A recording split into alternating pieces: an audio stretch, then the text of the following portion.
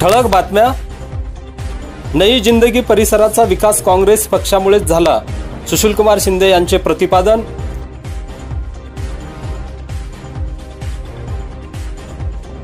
अक्कलकोट तालुक्यात वंचित बहुजन आघाडीच्या प्रचारासाठी युवा नेते सुजात आंबेडकर यांची सभा।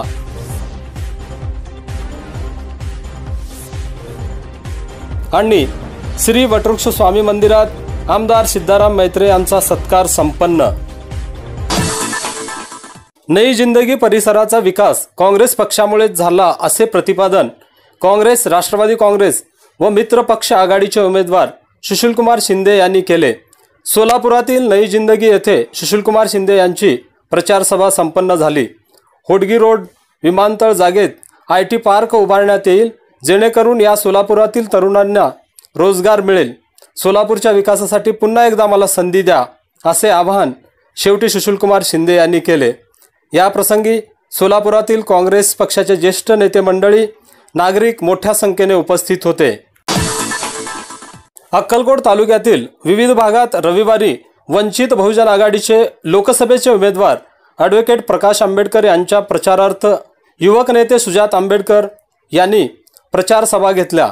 अक्कलकोट शहरातील भीमनगर येथे कॉर्नर सभा संपन्न झाली।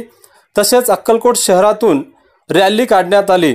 तालुक्यातील वागदरी, कर्जाळ, नागणसूर आदी ठिकाणी सुजात आंबेडकर यांची प्रचार सभा घेण्यात आली।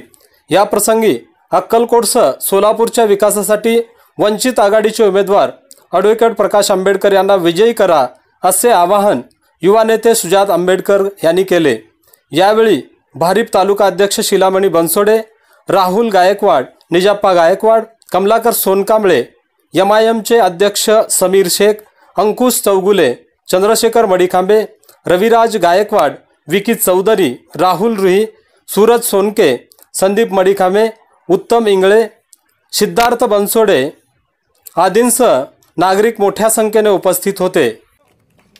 त्यापुढे मी हे मानतो की आतापर्यंत आपण इकडे तिकडे मतं दिली, आपण आपल्यातच भांडलो आणि इकडच्या प्रस्थापिकांना आपण आपल्यातली भांडणं, पोट जातीतनं भांडणं, याच्यामधनं आपल्यात तेढा निर्माण करून, आग लावून, भांडणं रुजवून आपला गैरफायदा केला आणि आपल्यामध्येच भांडणं लावत बसलो।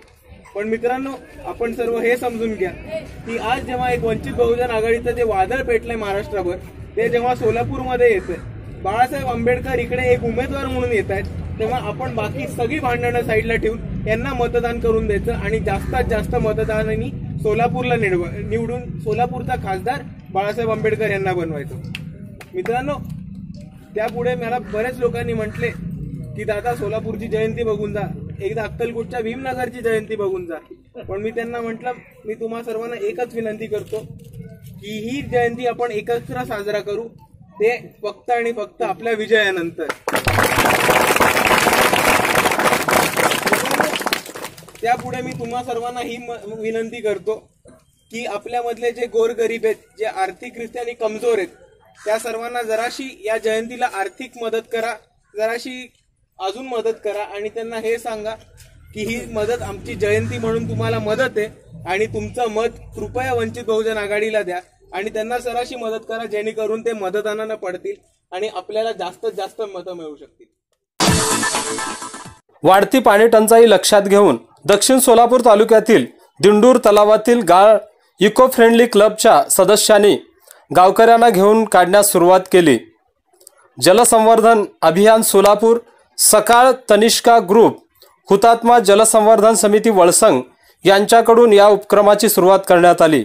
जलकन्या भक्ती जाधव यांच्या नेतृत्वाखाली सोलापुरातील विविध सामाजिक संघटना यांनी रविवारी 7 एप्रिल रोजी सकाळी 6 ते 9 या वेळेत श्रमदान केले। यामुळे सुमारे 10,000 लोकांना पिण्याच्या पाण्याची सोय होणार आहे।